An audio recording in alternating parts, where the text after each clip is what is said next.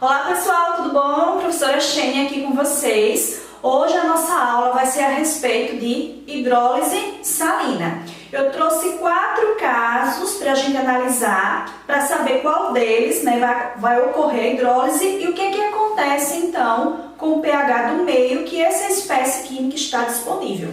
Então, o primeiro caso, como eu falei, são 4 análises que a gente vai fazer. A primeira análise é pensando no sal, cuja sua origem vem de um ácido fraco e de uma base forte. E aí, no caso, o exemplo que eu vou trabalhar é o carbonato de sódio, que é o Na2CO3. Aí eu coloquei aqui para vocês. Todas as vezes que vocês trabalham com sal, vocês devem saber quem é o ácido e a base que o deram origem. E aí, além disso, além de reconhecer o ácido e a base, tem que saber a força do ácido e a força da base. Então, o que é que a gente tem aqui? No carbonato de sódio, que é o exemplo para a análise número 1, nós temos que o Na vem do NaOH, que é o hidróxido de sódio, uma base forte, porque as bases da família 1A e 2A são bases fortes, com exceção da base de berílio e magnésio, que dá 2A e são fracas. Já o CO3 vem do H2CO3, que é o ácido carbônico, que é um ácido fraco. E aí, para acontecer a hidrólise, a gente precisa ter um eletrólito fraco, que nesse caso é o carbonato, que vem do ácido carbônico, que é o H2CO3. Isso significa dizer o quê? Significa dizer que como a hidrólise vai ser básica, vai ter hidroxilas livres no meio, já que o NaOH, sendo forte, vai estar totalmente dissociado, deixando as hidroxilas livres, fazendo com que o pH seja maior do que 7, então solução alcalina. Então, quando eu tenho um sal que vem de um ácido fraco e uma base forte, o pH do meio vai ser maior do que 7.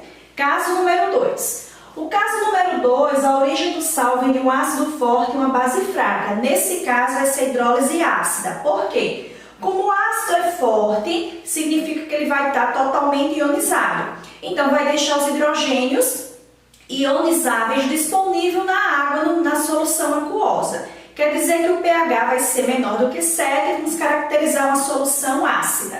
E aqui a gente tem o NH4Cl como sal de exemplo. Você coloca o cloreto de amônio na água e aí vai pensar quem é o ácido e quem é a base que o deram origem. Então, nós temos aqui que o NH4 vem da base fraca hidróxido de amônio, que é o NH4OH, e o Cl vem do HCl, que é um ácido forte. Como nesse caso o sal que a gente está usando vem de um ácido forte e uma base fraca, o ácido vai estar ionizado, disponibilizando os hidrogênios livres no meio, fazendo com que o pH fique menor do que 7, solução ácida. Então, tanto o caso 1 quanto o caso 2, nós temos sempre um eletrólito fraco, fazendo com que o outro esteja totalmente dissociado ou ionizado, alterando o pH do meio. Caso 3. No caso 3, a gente vai ter um sal cuja origem vem de um ácido fraco e uma base fraca. Como aqui nós vamos ter 2 eletrólitos fracos, então a gente vai ter hidrólise tanto ácida quanto básica. O que é que vai acontecer? Bem, com relação ao pH, vai depender da constante de acidez e da constante de basicidade. Belezinha? Para definir se a solução vai ser pH maior que 7 ou pH menor que 7. Mas uma das coisas importantes é saber o quê? É saber a origem desse ácido e a origem do sal, quanto o ácido e quanto a base. Então, a LCN3, que é o cianeto de alumínio, vem do AlOH3, que é uma base fraca, e vem do HCN, que é o ácido cianídrico, que é um ácido fraco. Fraco com fraco tem hidrólise, tanto hidrólise ácida quanto hidrólise básica. E pode alterar o pH do meio, mas a definição da alteração do pH está relacionada com a constante de equilíbrio, com a constante de acidez e basicidade.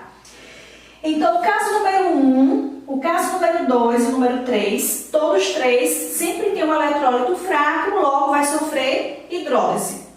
Em contrapartida, o único caso que não acontece hidrólise é o caso número 4, onde o sal vem de um ácido forte e de uma base forte. Como ambos são fortes, quer dizer que esse sal vai ser neutro. Significa que ele não vai alterar o pH do meio. Como, por exemplo, aqui o NaCl, que vem, o Na vem do NaOH, que é uma base forte, família 1A, são todas fortes. O Cl vem do HCl, deixa eu colocar aqui, eu não havia colocado, vem do HCl, que é um ácido forte. E aí, forte com forte vai garantir que a solução tem um pH 7. Consequentemente, a gente não tem hidrólise aqui, significa que os compostos estão a base totalmente dissociada e o ácido totalmente ionizado, não deslocando o equilíbrio, né? Não deslocando o equilíbrio químico, já que as espécies estão todas ionizadas, dissociadas para um sentido só do equilíbrio. E aí a gente consegue fechar o nosso raciocínio. Todas as vezes que a gente trabalha com hidrólise, a gente vai pensar sempre numa espécie que disponibiliza um eletrólito fraco para que ocorra a hidrólise. Se no meio o teu sal utilizado vem de um ácido forte e a base fraca, quer dizer que o pH vai ser menor do que 7. Se no teu meio o sal vem de um ácido fraco e uma base forte, o pH vai ser maior que 7, vai ser básico. Se o teu meio tem um sal que tanto tem hidrólise ácida quanto hidrólise básica, ou seja, os dois eletrólitos são fracos, o valor do pH está na dependência de quem? Está na dependência do valor da constante. E aí a hidrólise de sal vem de ácido forte e base forte, não existe hidrólise, porque o ácido e a base que são fortes estão totalmente ionizados e dissociados, então não permite o deslocamento do equilíbrio, ou seja, o equilíbrio vai no sentido só, a reação, na verdade, vai no sentido só. Galerinha, então foi mais uma revisão de hidrólise salina. Se você não está inscrito no nosso canal, não esquece de fazer inscrição aqui no nosso canal. Vou colocar aqui o endereço para vocês. Também ativa o sininho das notificações, curta o vídeo, compartilhe com os colegas e sempre estou aqui disponibilizando resumos e orientações e dicas para vocês aprenderem um pouquinho de química. Tchau!